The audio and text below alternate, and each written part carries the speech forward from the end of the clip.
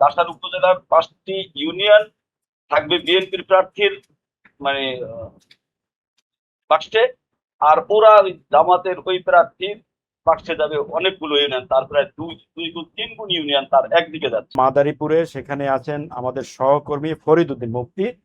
আমরা ফরিদ উদ্দিন মুফতির কাছে আমরা মাদারীপুর 1 আসনের 3টি আসনের মধ্যে প্রথমে জানতে চাইবো মাদারীপুর 1 আসন সম্পর্কে। এখানে আমরা দেখতে পাচ্ছি 8 জন প্রার্থী আছেন। এর মধ্যে বিএনপির প্রার্থী নাদিরা আক্তার, তিনি নারী প্রার্থী। এছাড়া স্বতন্ত্র প্রার্থী আছে 3 জন। আরো অন্যান্য দলের প্রার্থী আছে, জামাতে ইসলামী জাতীয় পার্টির প্রার্থী আছে। তো এই আসনের আসলে ভোটের সমীকরণটা কেমন, মাঠের দখল কার কাছে? ধন্যবাদ। মাদারীপুর জেলায় মূলত 5টি উপজেলা 3টি আসনে বিভক্ত। মাদারীপুরের এই শিবচর উপজেলাটি, এই একটি উপজেলা নিয়ে এই মাদারীপুর 1 আসন। এই আসনের বেসিক্যালি মাদারীপুর একটি আওয়ামী লীগ অধ্যুষিত এলাকা। সেই হিসাবে যেহেতু আওয়ামী লীগ নাই, সেহেতু যারা বর্তমান প্রার্থী আছেন তাদের ভিতরে যে ভোটের সমীকরণের যে বিষয়টি, সেটি হিসেব করতে গেলে এইখানে সাবেক এমপি ছিলেন সাবেক চিফ হুইপ লিটন চৌধুরী, নুরি আলম চৌধুরী লিটন। তো সে তার ক্ষেত্রে স্থানীয় লোকের যে বক্তব্য সেটা হলো যে সে কখনো প্রতিদ্বন্দ্বী তৈরি হতে দেয়নি, অথবা তার প্রতিদ্বন্দ্বী হয়নি, তৈরি হয়নি, যে কারণে তার একক একটা জনপ্রিয়তার প্রশ্নে ইতিবাচক নেতিবাচক নানান প্রশ্ন আসে এখানে। আধিপত্য ছিল তার ওই আসন।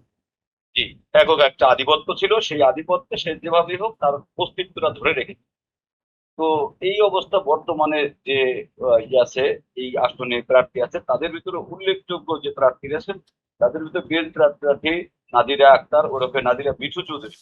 এই নাদিরা আক্তারের হাজবেন্ড, উনি ছিলেন ওই উপজেলার বিএনপির একসময় সভাপতি প্রয়াত মিঠু চৌধুরী। তো এছাড়া যে আর 2জন প্রতিদ্বন্দ্বী প্রার্থী, স্বতন্ত্র প্রার্থী হয়েছেন, উল্লেখযোগ্য প্রার্থীদের মধ্যে 2জন, তারা হলো আপনার কামাল জামাল মোল্লা, যিনি প্রথমে নমিনেশনও পেয়েছেন। হ্যাঁ, এর আগে ওনাকে প্রথম ধাপে যে বিএনপি মনোনয়ন পত্রের যে ঘোষণা দিয়েছিলেন যে 1 আসনে প্রার্থী হিসেবে বিএনপি এই কামাল জামান মোল্লা ওরফে নুরুদ্দিন মোল্লার নাম ঘোষণা করে। তো বিভিন্ন বিতর্কের কারণে আওয়ামী লীগের সাথে সখ্যতা এবং বিভিন্ন সুযোগ সুবিধা নেয়ার বিষয় যে বিষয়টা ছিল, ওই কারণে মূলত তার মনোনয়ন স্থগিত করে পরবর্তীতে এই যে বিএনপির বর্তমান প্রার্থী নাদির আক্তার, তাকে দেওয়া হয়। এছাড়া এই বিগত দিনে এই বিএনপির প্রার্থী হিসেবে এই আসনে যিনি প্রতিদ্বন্দ্বিতা করেছেন, এই সালাউদ্দিন সিদ্দিকী ওরফে লাবলু সিদ্দিকী। মূলত এই লাবলু সিদ্দিকী এবং নাদিরা আক্তার ওই আর হলো এই যে নুরুদ্দিন মোল্লা, কামাল জামান নুরুদ্দিন মোল্লা, এই 3 জনের ভিতরে বিএনপির ভোটগুলো আসলে বিভক্ত হচ্ছে। হ্যাঁ, দ্বিতীয় বিষয় হলো এখানে জামাতের প্রার্থী ছিলেন। তো জামাতের প্রার্থীর পরিবর্তে এইখানে তাদের যে জোটের প্রার্থী আছেন, সেই জোটের প্রার্থী এই সাইদ উদ্দিন আহমদ হানজালা। উনি হলো ঐতিহাসিক একটা পরিবারের সন্তান।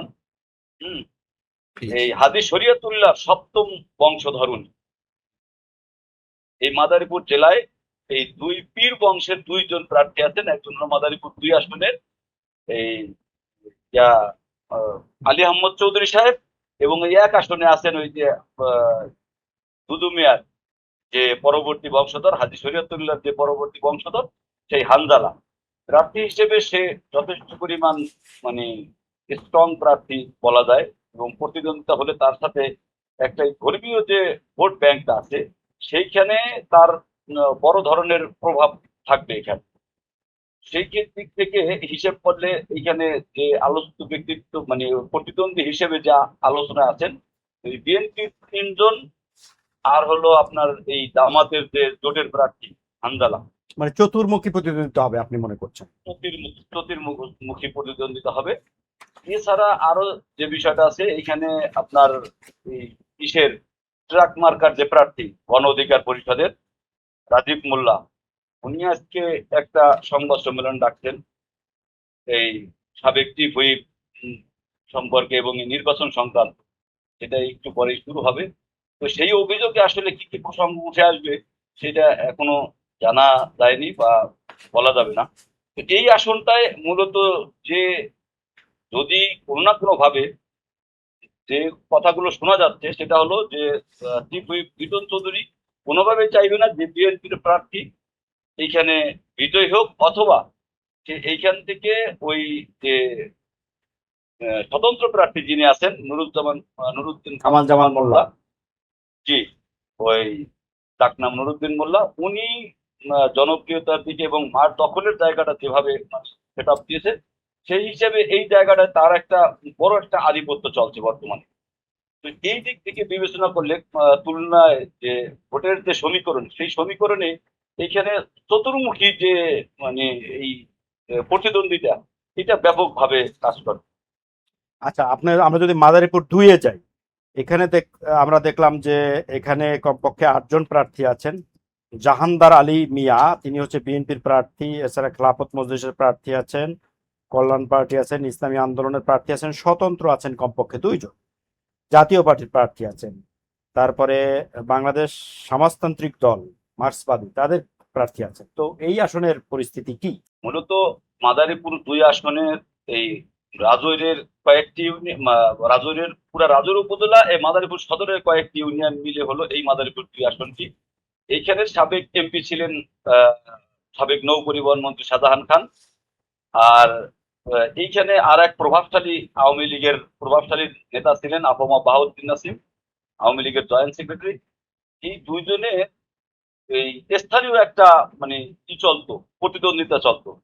নিজস্ব বাহিনী তৈরি করা বলেন, অথবা নিজস্ব কর্মী বাহিনী, অথবা তাদের যে প্রতিদ্বন্দ্বিতার জায়গাটায়, এইখানে দুইজন প্রতিদ্বন্দ্বী হিসেবে এই আওয়ামী লীগটা এখানে 2 ভাগে বিভক্ত। তো এইখানে যখনই আওয়ামী লীগের সময়ে এই মনোনয়নের প্রসঙ্গটা আসতো, তখন কিন্তু এই বাহাউদ্দিন নাসিম এইখানে একটা ফ্যাক্ট হয়ে দাঁড়ায় যে তাকে কোথানে এইখানে মনোনয়ন দিতে গেলে শাহজাহান খান কি করবেন বা তাকে কি করবেন।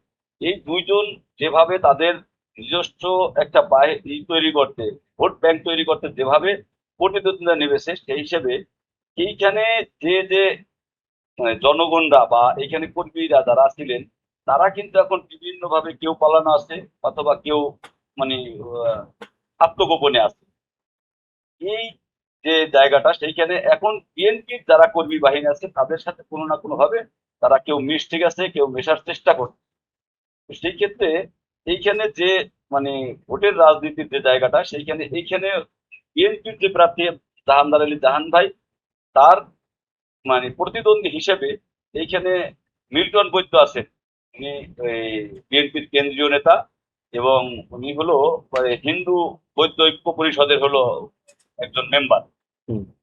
সে যে এলাকায় আহ, বাড়ি তার রাজৈর উপজেলায়, এই রাজৈর উপজেলা বেসিক্যালি একটা হিন্দু অধ্যুষিত এলাকা। হুম। এখানে হিন্দু ভোটারের সংখ্যা বেশি, সেহেতু এই হিন্দু ভোটারটা এখন বিএনপির জন্য একটা চ্যালেঞ্জ হয়ে দাঁড়ায় যে এইখানে যদি বিএনপি হিন্দু ভোটগুলোকে যদি তারা ঠিক মতো কালেকশন না করতে পারে বা নিজেদের বাক্সে নিতে না পারে, তাহলে এটা তাদের জন্য একটা মানে অন্যতম একটা কি চ্যালেঞ্জ বলে হবে। পেইন হয়ে দাঁড়ায় আচ্ছা, এইটা।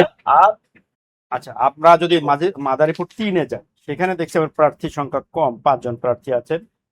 এর মধ্যে বিএনপির আনিসুর রহমান, এছাড়া জামাতের প্রার্থী আছেন রফিকুল ইসলাম। এ বিষয়ে একটু ছোট করে যদি বলেন, এই আসনের পরিস্থিতি কি? এইখানে প্রতিদ্বন্দ্বী প্রার্থী কম হলেও এইখানে বড় ধরনের একটা সমীকরণ রয়ে গেছে। যেটা হলো এইখানে স্থানীয় যারা রাজনীতিবিদ আছেন এবং সমাজ সচেতন লোক আছেন, তাদের দৃষ্টিতে এই বিএনপির প্রার্থী আনিসুর রহমান খোকন তালুকদার, উনি হলো কেন্দ্রীয় বিএনপির সহ গণশিক্ষা বিষয়ক সম্পাদক, এবং বিগত দিনে এই অঞ্চলের বিএনপির রাজনীতিকে সে মানে একটা মানে ধরে রাখার জন্য সে যথেষ্ট পরিমাণ শ্রম দিচ্ছে। এই বিষয়টা মানে তার মানে জনপ্রিয়তার একটা জায়গা আছে। দ্বিতীয় বিষয় হলো আঞ্চলিকতা। এইখানে মাদারীপুরের এই কালকিনি এবং ডাসার এই 2 উপজেলা মিলে হলো এই মাদারীপুর 3 আসন, এবং সাথে আছে মাদারীপুরের সদরের 5টি ইউনিয়ন। তো ভোটের সমীকরণে যদি যাই, এইখানে আপনার এই বিএনপির যে প্রার্থী, ওনার বাড়ি ডাসারে, এই ডাসারে 5টা উপজেলা, এই সরি 5টা ইউনিয়ন, এই ডাসার উপজেলায় 5টা ইউনিয়ন, এবং এই ওনার বাড়ির খুব কাছাকাছি সাবেক যে যোগাযোগ মন্ত্রী ছিলেন সৈয়দ আবুল শেখ সাহেব, ওনার বাড়ি। আর অন্যদিকে যে কালকিনি উপজেলায় যে 11টা ইউনিয়ন আছে, সেই ইউনিয়ন গুলোর ওই দিকে যে প্রার্থীগুলো আছে তার ভিতরে জামাতের প্রার্থী সে অন্যতম প্রতিদ্বন্দ্বী প্রার্থী হিসেবে থাকবে বিএনপি। জি। এই রফিকুল ইসলাম সে বিগত দিনে এই নির্বাচন করেছে, এমপি ইলেকশন না, উপজেলায়। তার দীর্ঘদিনের এইখানে একটা বিচরণ আছে। এছাড়া যে আঞ্চলিক টানের বিষয়টা আছে সেই হিসাবে এই কালকিনির যে ইউনিয়ন গুলো আছে, এবং কালকিনি থেকে পূর্ব দিকে, কালকিনি শহরের পূর্ব দিকে যে ইউনিয়ন গুলো আছে, এরা যদি কোনো না কোনো ভাবে জোট হয় যে আমাদের এই এমপি প্রার্থী আমাদের এই অঞ্চল ভিত্তিক রাখবো, এরকম কিছু শোনা যাচ্ছে। যদি এমন হয় তাইলে সেক্ষেত্রে বিষয়টা হবে তার কাছাড় উপজেলার 5টি ইউনিয়ন থাকবে বিএনপির প্রার্থীর মানে বাক্সে, আর ওরা ওই জামাতের ওই প্রার্থীর বাক্সে যাবে অনেকগুলো ইউনিয়ন, তার প্রায় দুই গুণ 3 গুণ ইউনিয়ন তার একদিকে যাচ্ছে। এছাড়া সদরের 5টা ইউনিয়ন 2 ভাগে ভাগ হইতে পারে।